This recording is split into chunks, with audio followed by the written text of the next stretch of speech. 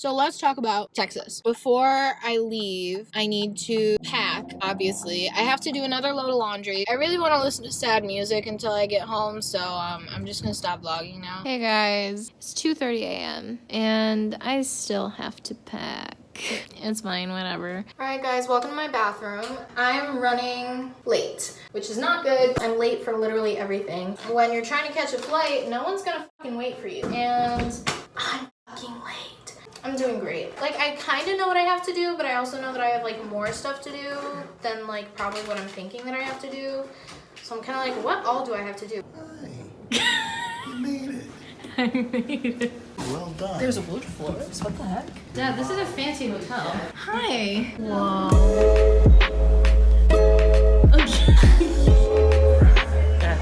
God, Katrina, I'm so tired. Don't do this to me. Hi, Dad. Hi. Say hi to my vlog. Your what? My vlog. Your vlog. Oh, Yeah. right. Congratulations. And congratulations again. It doesn't matter about awards and all those things. It really is about getting us all together. Because it's hard. It's a harder great to do excuse this. to get us all together. Yeah, thanks It's for harder. getting me out of DeKalb. Yeah. Yeah, thanks for getting me out of school. Yeah. I want to hear you talk about being in school. It sounds like you got some new things. I'm excited too. I don't know what this is. Cool. Yeah. Something tells you that French purchases. My dad got his award today. I'm really proud of him. And it was a good time. I got to see my dad's old boss, which was amazing because I freaking love him. And his wife is so sweet. Just amazing people. I look like trash. I took a nap. My mom came in and woke me up. Our room smelled like someone spilled 50 gallons of acetone in there. And I was like, what the fuck? She was like, we have to switch rooms. Like, it's no. And she's really sensitive to smells. So she started like fucking gagging, and then she ran out into the hallway and started coughing and dry heaving, and it was really cute. Then we went down to the front desk, got us a different room. So that's where I am now. My mom is getting a hold of my dad just to like let him know what happened because he was in meetings all day. Hi. It's my mom. My dad. Did you go back in the room? Yeah, I slept through it. That's a nice jacket. Have you had that on all day? Man, I was half asleep. You know, my time, that would have been like 5:30. How does it feel to be famous? Wonderful.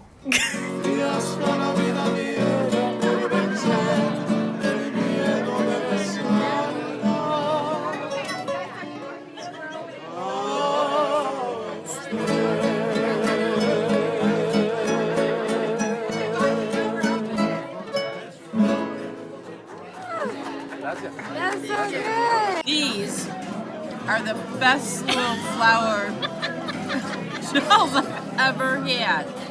Nom, nom, nom. Dad. How's your meal?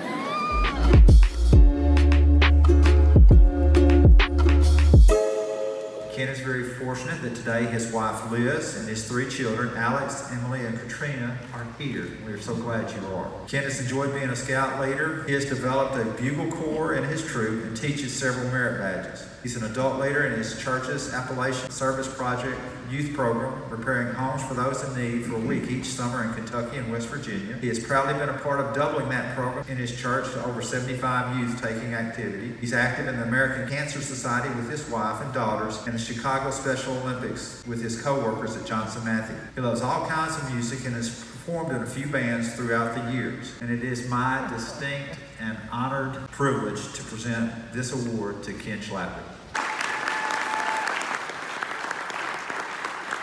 Well, thanks, Bill, for that introduction, and thank you to the AFPM. Quite an honor, quite a career recognition for the work that's done by not just me, but also the screening committee. This industry has always attracted high caliber people, and the screening committee really embodies that. And you really get to see the kind of effort and the open flow of knowledge that goes on in that group. As Bill said, I was on the last 12-member Q&A panel that we had. It was a very formal process, but that process created a foundation of knowledge and problem solving, technical information that's still used by the industry today. It's through the screening committee that this conference keeps evolving and being able to kind of achieve the needs of the industry and refreshing itself and reinventing itself. And I've seen great things going on. Now we have the subject matter focused panels that we use, the principles and practices session, the town hall discussions, and I encourage all of you that are here, your voice is important. There's something that you have to contribute, so contribute to that. We've also seen the emerging leaders groups come in, as well as the Women's Forum. Those are all important, and there's more to come in evolving this conference to meet the needs of the industry, to meet the needs of your companies. If I look back on my time, as Bill kind of mentioned, I've spent a lot of time with hydrogen, and hydrogen has gone from being just a utility for the refinery, and it's moving forward to being part of our future energy infrastructure, which I know some in the room might take a gulp on that, and a question on that, but it's happening. And if I look back at my time when I first started in the industry, there was about less than a third of the steam method reforming hydrogen being produced in the world today. Most of the hydrogen for the refineries was coming from the cat reformer. And then we went into the mid to late 90s, and the industrial gas companies started producing very reliable, efficient hydrogen for the industry. And those plants that have been built by the industrial gas companies still today are about 20 to 30% more efficient than an on-purpose refinery hydrogen plant. There's room for improvement, and there's continual room to work in that area. I think, the last 10 years have been a great time for hydrogen. They added 10 billion scf per day to the globe to bring us up to 30 billion scf per day of hydrogen being produced, predominantly for refinery hydrogen processing of clean fuels. I'd like to thank Johnson Matthey for supporting me through this time of being a part of the screening committee. It does take company support to make this screening committee happen. I encourage companies to continue to support their people. Encourage those that have a voice. You probably might not know how big your voice is, but it's an important voice. As this conference evolves to its next phase, it's really important that we capture those voices in the screening committee as well. So get involved, companies support your people. Johnson Matthey has recently celebrated 200 years of being in existence about 2 years ago.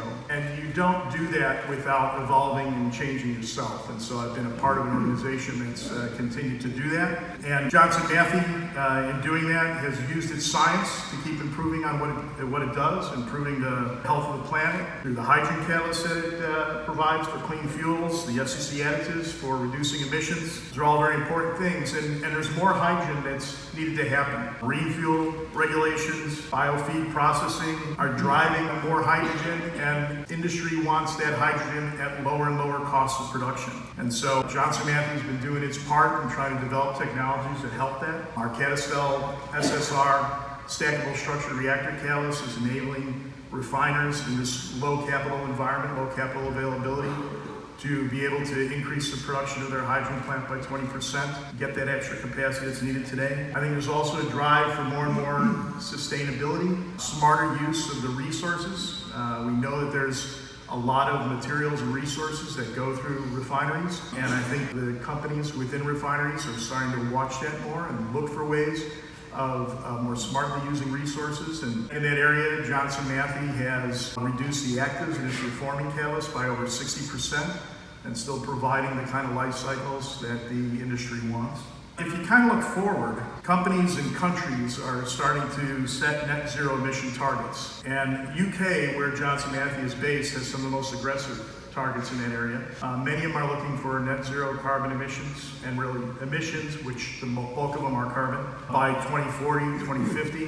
For the UK regulations, they're looking for 70% of that to be done by 2030, which is some very aggressive targets. There's things that have to be done there, and there's active projects today to replace natural gas in heating with hydrogen, and that's equivalent to, some of these projects are equivalent to 3 world-scale hydrogen plants that this industry has put in place. Refinery CO2 emissions, if you look at those, it's 80% of them are coming from process heaters. Replacing that energy with hydrogen is another 3 world-scale hydrogen plants for a complex refinery.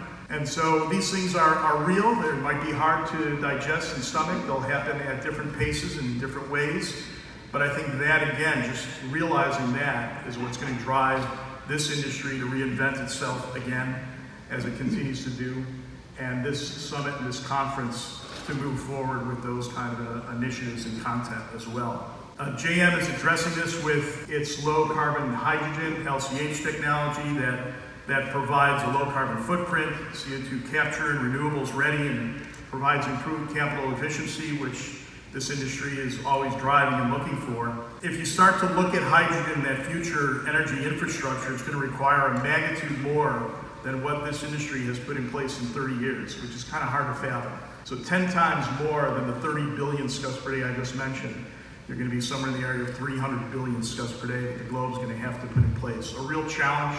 In some cases, people are feeling that it's rainbows and unicorns and lofty and kind of won't happen, but it is real. Companies and countries are putting these kind of regulations in place, these kind of goals and plans in place, and we'll see that happen. And it's this industry, this conference, and the screening committee that's going to help to shape that going forward. It's really been a great time being part of the screening committee. I still remember back in the mid-90s, kind of mid-career when I joined it, I really was humbled quickly, realizing that these guys and women too are icons of the industry.